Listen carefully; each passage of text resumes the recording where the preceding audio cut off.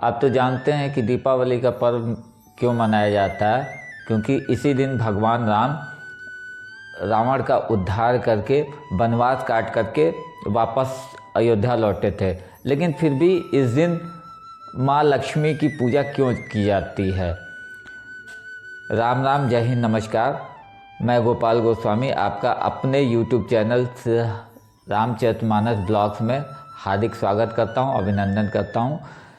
आज दीपावली का पावन पर्व है। आप सभी को दीपावली की हार्दिक शुभकामनाएं। जैसा कि दीपावली की विधिवत पूजा का भी एक वीडियो इससे पहले हम बना चुके हैं। आज दीपावली है तो आप लोग उसको देख करके कैसे पूजन करना है, जिसको नहीं पता है वो आप देख लीजिएगा।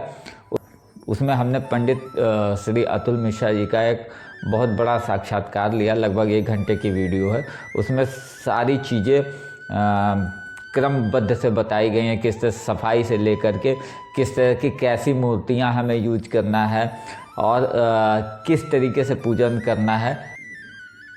ये सारी चीज़ें विधिवत दिवाली पूजा वाले पोस्ट में है।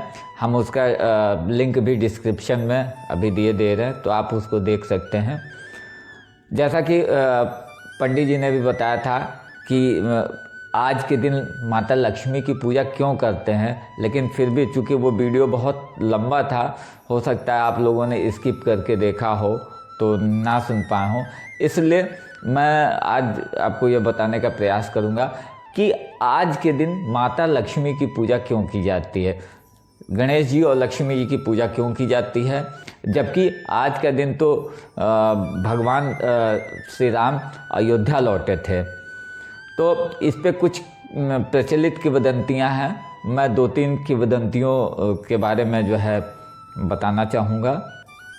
दरअसल सभी ये जानते हैं कि जब भगवान राम रावण को मारकर अयोध्या से लौटे थे तो उनके आगमन को दिवाली के रूप में मनाया गया था।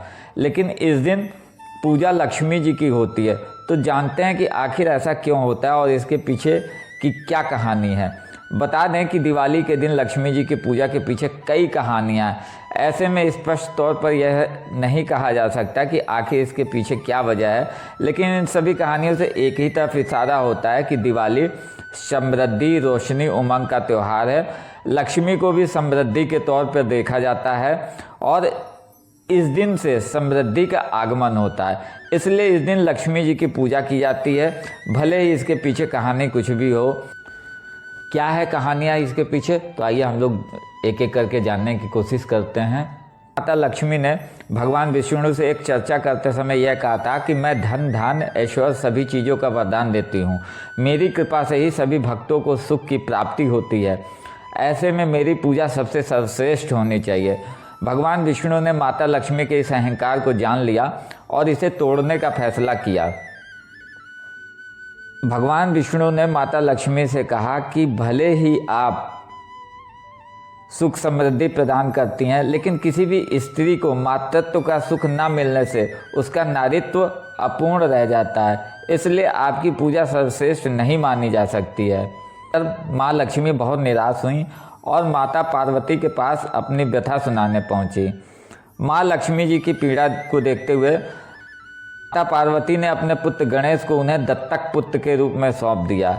इस बात से प्रसन्न होकर माता ने यह घोषणा की कि व्यक्ति को लक्ष्मी के साथ गणेश जी की उपासना करने से ही धन, ऐश्वर्य की प्राप्ति होगी। तभी से दीपावली पर माता लक्ष्मी के साथ गणेश जी की पूजा की जाती है। दूसरी किंवदंती है के अनुसार दिवाली को लक्ष्मी पूजा का कारण समुद्र मंथन है। दरअसल जब देवताओं और असुरों के बीच समुद्र मंथन हुआ था तो इसमें से लक्ष्मी भी निकली थी। ये मान्यता है कि जिस दिन लक्ष्मी निकली थी उस दिन कार्तिक कृष्ण पक्ष की अमावस्या थी। यह दिन ही दिवाली के तौर पर मनाया जाता है। माता लक्ष्मी का समुद्र मंथन से आगमन हो रहा था। सभी देवता हाथ जोड़कर आराधना कर रहे थे। इस वजह से दिवाली को लक्ष्मी की पूजा की जाती है। हालांकि कई कहानियाँ ये भी कहती हैं कि जिस दिन माँ लक्ष्मी प्रकट हुई उस दिन शरद पूर्णिमा थी, जो दिवाली से ठीक 15 दिन पहले आती है। कई लोगों का कहना है कि भारतीय काल गणना के अनुसार 14 मनुओं का समय बीतने और प्रलय होने के पश्चात पुनर्निर्माण एवं नई सृष्टि का आरंभ दिवाली के दिन ही हुआ था। इस वजह से लक्ष्मी की पूजा की जाती है। जबकि कई लोग ये कहते हैं कि कार्तिक मास की पहली अमावस्या ही नई शुरुआत और नवनिर्माण का समय होता है।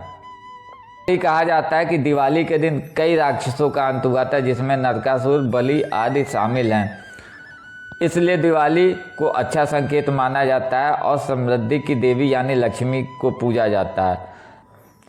एक कहानी है कि देवशयनी एकादशी को भगवान विष्णु सो जाते हैं और दिवाली के 11 दिन बाद आने वाली देव उठनी एकादशी को उठते हैं। जिस दीपावली पर माता लक्ष्मी के साथ तमाम देवी देवताओं की विशेष रूप से पूजा की जाती है, उसी रात आखिर श्री हरि भगवान विष्णु की पूजा नहीं की जाती है, क्योंकि दीपावली का पावन पर्व चातुर्मास के बीच पड़ता है और इस समय भगवान विष्णु 4 मास के लिए योग निद्रा में लीन रहते हैं। ऐसे में किसी धार्मिक कार्य में उनकी अनुपस्थिति स्वाभाविक है। यही कारण है कि दीपावली पर धन की देवी माँ लक्ष्मी लोगों के घर में बगैर श्री हरि भगवान विष्णु के बिना पधारती हैं।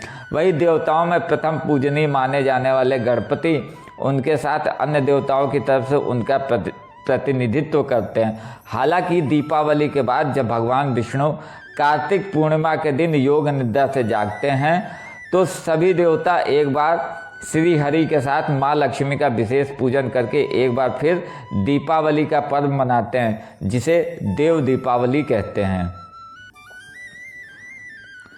हिंदू धर्म में दिवाली पर्व बड़े ही हर्षोल्लास के साथ मनाया जाता है। इस दिन माता लक्ष्मी जी और भगवान गणेश की प्रतिमा स्थापित कर पूजा अर्चना करते हैं। बता दें कि दीपावली पर्व की शुरुआत धनतेरस के दिन से शुरू होती है और भाई दूज के साथ खत्म हो जाती है। इन 5 दिनों में माता लक्ष्मी अपने भक्तों के यहाँ वास करती हैं और उनकी प्रार्थनाएं सुनती हैं।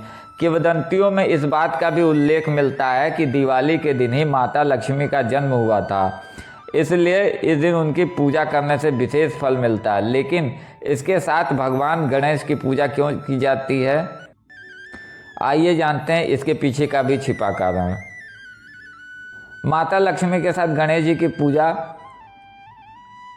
करने की वजह क्या है? हिंदू धर्म में भगवान श्री गणेश को प्रथम देवता के रूप में पूजा जाता है। इसीलिए किसी भी मांगलिक कार्य को शुरू करने से पहले भगवान गणेश की पूजा करना अनिवार्य होती है। मान्यता है कि ऐसा करने से सभी कार्य सफल होते हैं और उनका सकारात्मक फल व्यक्ति को प्राप्त होता है। इसी तरह के वीडियो देखते रहने के लिए कृपया आप हमारे चैनल को लाइक, सब्सक्राइब और शेयर ज़रूर करें। धन्यवाद। राम राम, जय हिंद, नमस्कार।